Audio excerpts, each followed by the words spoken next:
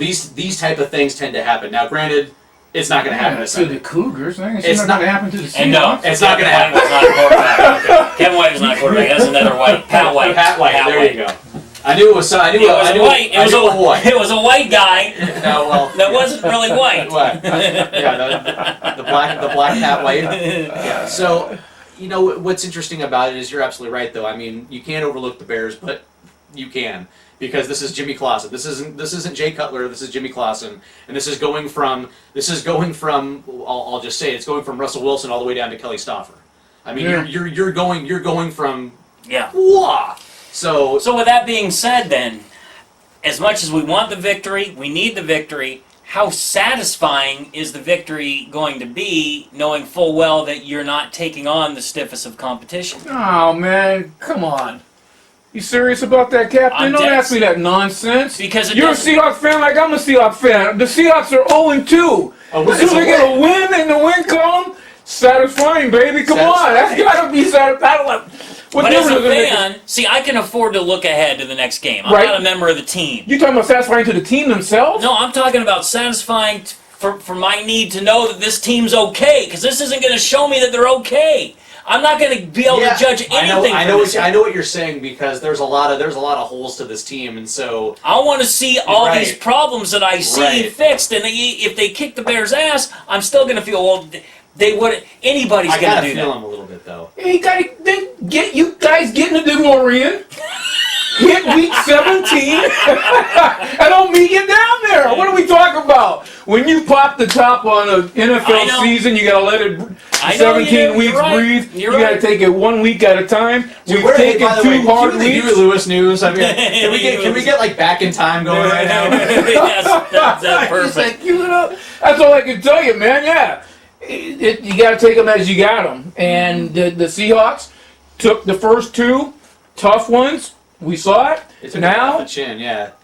And I got to give you credit, even busting your chops on Rock and Roll Hysteria last week for coming into the bunker as perpetuated by the Gas Man and picking Green Bay. But that's why you're Insider Steve, man. Sometimes you have to go outside the box, so to speak. You're right. But I'm saying, man, satisfying, yes, very satisfying, because all teams are trying to do week in and week out in the NFL is get a win. And I'm with you. But I look at it like, okay, I already expected to win this game. It was already in my win column, so it's not going to be anything new for me. What's going to be new for me is when I see the problems that we've seen so far this season corrected. That's when I'm going to feel good. You had the Seahawks 3-0 at this point?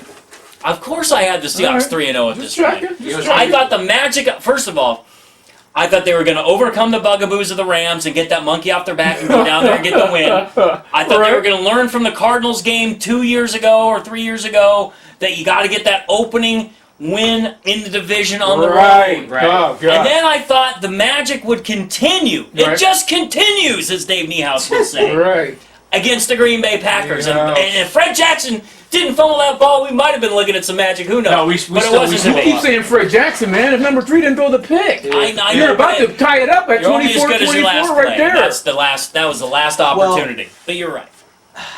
But I wanted the onside kick to screw him over again, because how bad would that have hurt? Dude, now you're just being greedy. Yeah, of course. I'm a Seahawks fan. I'm entitled to be greedy if it feels like. I actually had this team at 1-1. I actually did think they were going to beat St. Louis, but I didn't think they were. I didn't think they were going to. No, you called it. But they didn't get stomped, but they did lose by double digits, which is kind of a stomping in Seattle over the last 7 years. I had them like at 34-17, somewhere right around there. I just didn't think this was a good situation, just because you had the Green Bay Packers and what happened last year at CenturyLink. You knew that Green Bay was going to try to go out there and just hit them right in the mouth. And now, granted, they didn't deliver the knockout punch until the fourth quarter, pretty much. I mean, that was the Seahawks had a lead at one point. They didn't, and it wasn't really them delivering the knockout punch. It was number 3 that kind of gave them the ability to give them the rope-a-dope. No, you're right about that. So and now you have these 2 losses. That have just manifested itself. You have the home opener now. You have the 12s behind it. You have Cam coming back. You have the fact that you have really easily you have weak prey now in your sights right now. And this is going to be a situation where you probably To me, I'm expecting 30 points for this year. I'm expecting the Hawks to score 30 points in this I am game. too. Let's get into it. It's time for our score predictions and anything else that you want to predict about the game. So let's start with you, Steve. Well, I guess the floor is mine. 31-10 Seahawks, and I do see a situation where the Hawks are going to just be able to dictate the game plan that they want to do.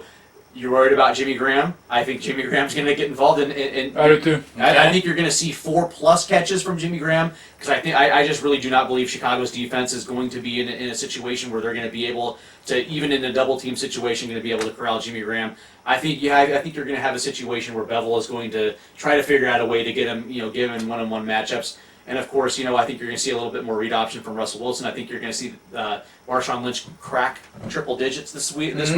So I'm thinking 17 carries for $115 and a TD from the Beast. Okay.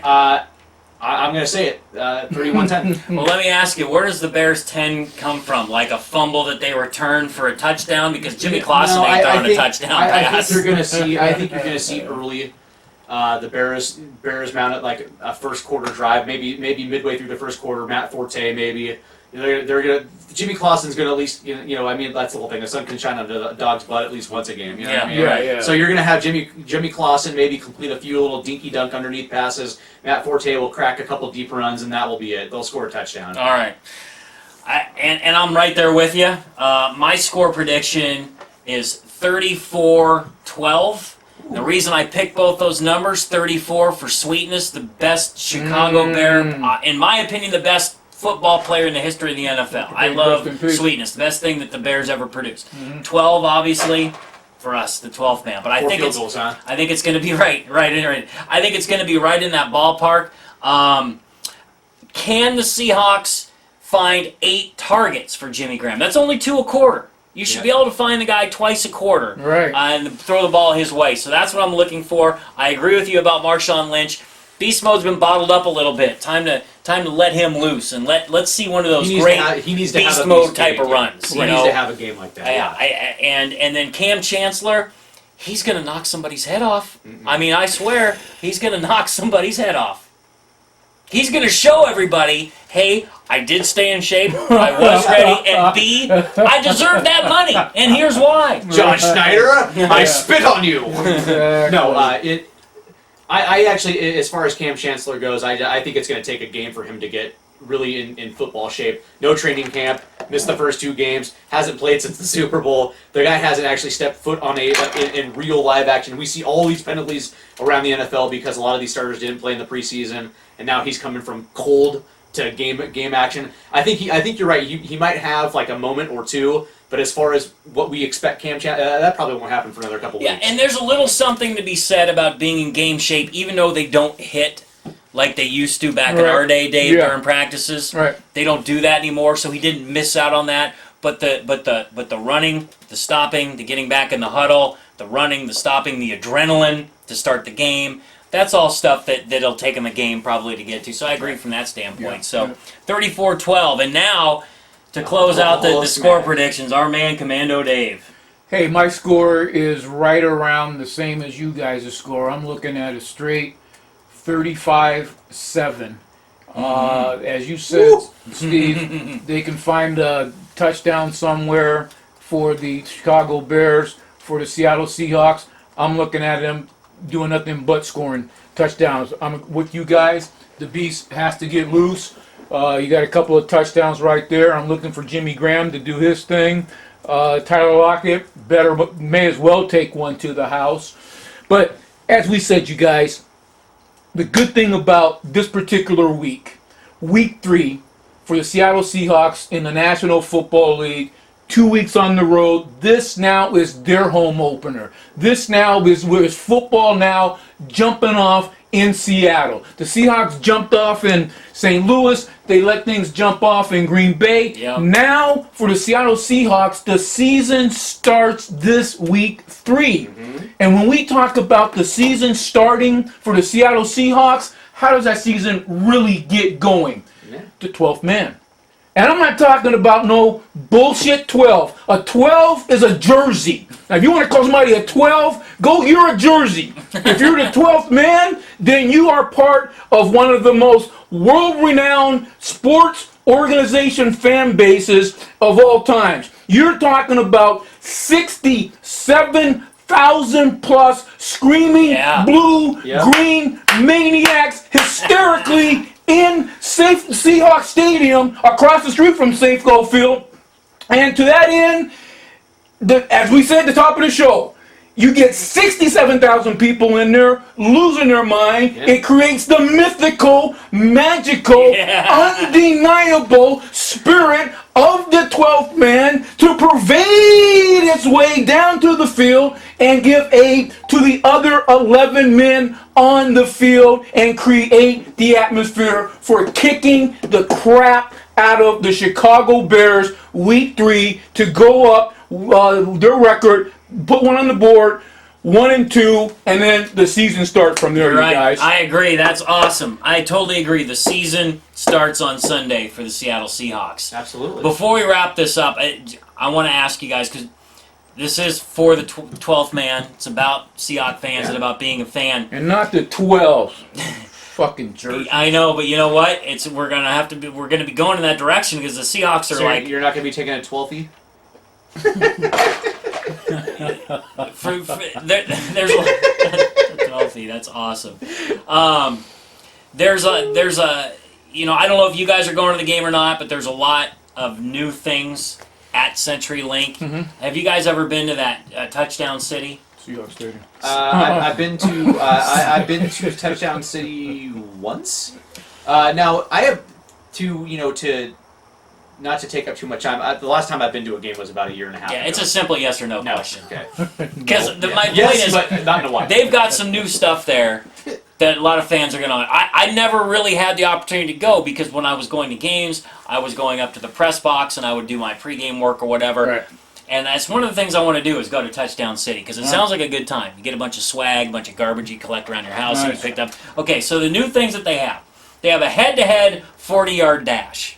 I don't know what it's head-to-head. It's feeling competitive, grab a friend, get on your marks, get set, go. You can race Tyler Lockett in the 40-yard dash. You're not smoking. Yeah. And pull a hammy before you get to your seat. Here's the other one. It's the punt return drill. So once you've determined that you're as fast as Tyler Lockett, you go over to the punt return drill.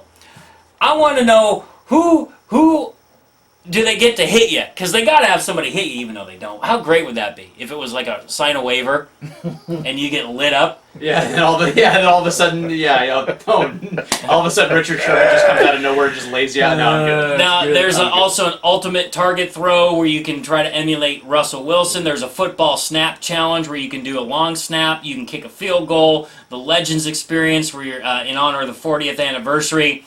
They've got all sorts of displays. Now, a lot of this sounds like it's for kids, but really it's not. It's for adults, because I'd be doing it if I was there. I promise. I'll race you. Fine. I'll race you. I'm in shape too, man. I'm in shape. I know. I'm in shape, man. I'll race you. I'm good for 40 yards, but I'm done for the day after that. So that's it. All right, well, that's it for Hawk and Roll Hysteria. Hawks are at home. Yes. I'm going to go down to CenturyLink early on Sunday. I'm not going to the game. I'm watching it with my folks, Seahawks Stadium.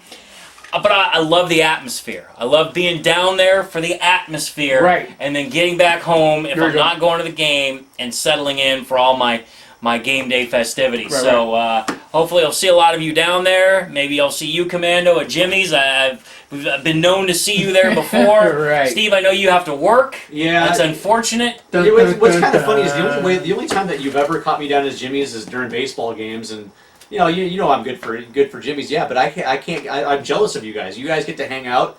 It's not a threesome on Sundays, man. It's just you guys are just kicking it down there drinking beers. One of these days when you open your own restaurant and you can call your own shots, then you come out and play with the boys. There you go. I'll still be working then too. I mean, I'm just. It probably will be. And we'll go to his place. Right. So I'm looking forward to this Sunday because again, you know me, I'm the DVR king anyway. So this is going to be a fantastic game. I just can't.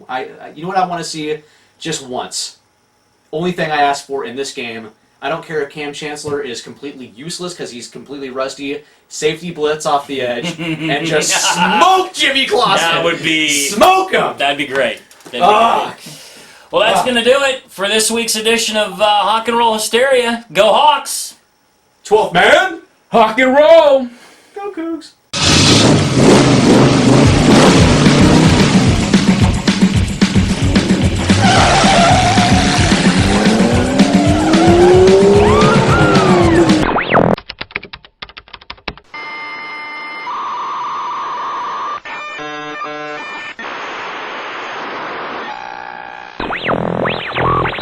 Flush the bombers, get the subs in launch mode. We are at DEFCON 1.